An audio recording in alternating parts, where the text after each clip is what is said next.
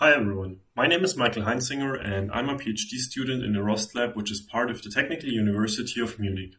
Together with Maria Littmann and Burkhard Rost, I've been working on a novel way to transfer annotations from labeled proteins to unlabeled proteins.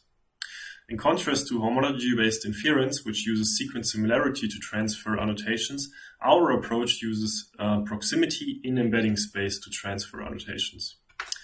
But now you might wonder, what is an embedding space and how do I then transfer annotations?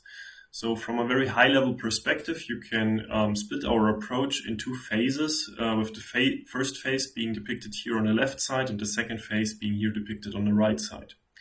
During the first phase, you pick your favorite language model and apply self-supervised pre-training on a large unlabeled protein database like UniRef. During this pre-training, the language model learns to extract automatically features from unlabeled data. After this pre-training, the learned features can be transferred to the task at hand by simply using the pre-trained language model to embed your lookup database for which you know the labels, as well as your query proteins for which you would like to know the labels. And then you simply pick some distance metric to calculate a distance between your query proteins and your lookup database, and then you simply transfer the annotation of the nearest neighbor in this embedding space and treat this as a prediction for your query protein. But how does this work in more detail? So the main goal of self-supervised pre-training is the data-driven feature extraction from large unlabeled data. In our case, this is UniRef 50. But how does this data-driven feature extraction actually work? So the optimization task itself is relatively simple, as the model always just tries to predict the next amino acid in a protein given all previous amino acids in this sequence. But in order to do well in this task, the model needs to learn certain motifs or features from the past in order to predict the future. Here in the lower left, you can also see a sketch of the architecture of the language model which we used in this work, which is ELMO. This is a stack of bidirectional LSTMs which move over your sequence and thereby always try to predict the next token given all previous tokens. So in this example, you see an input sequence SEQ, and at the amino acid S, we try to predict the amino acid E, and at the next amino acid E, we then try to predict Q. After you've repeated this millions of times and the pre-training has finished, the language model can be used for feature extraction.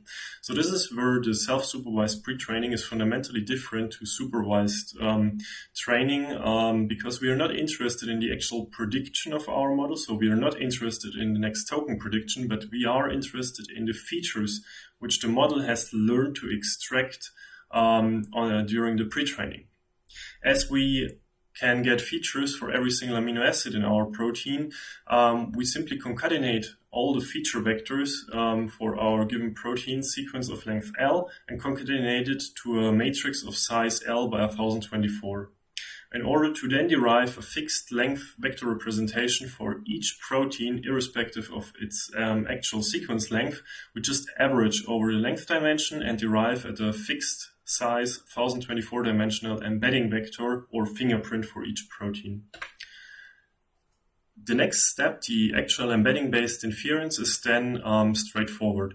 So first, you embed all the proteins for which you have labels. In our case, this was the gene ontology annotation database, as well as your target proteins, so the proteins for which you would like to know the label for. In our case, this is kappa3. And then you simply use some distance metric, which in this work was the Euclidean distance.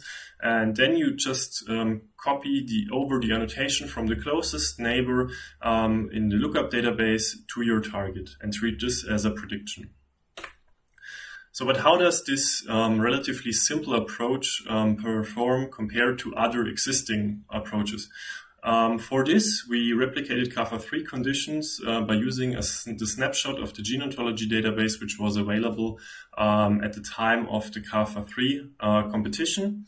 And here in these three panels, you see the Fmax performance for each of the three different ontologies. The dark bar is always the Fmax for our approach, and the light bars always give the performance, so Fmax, of the competitors which actually participated in kappa3.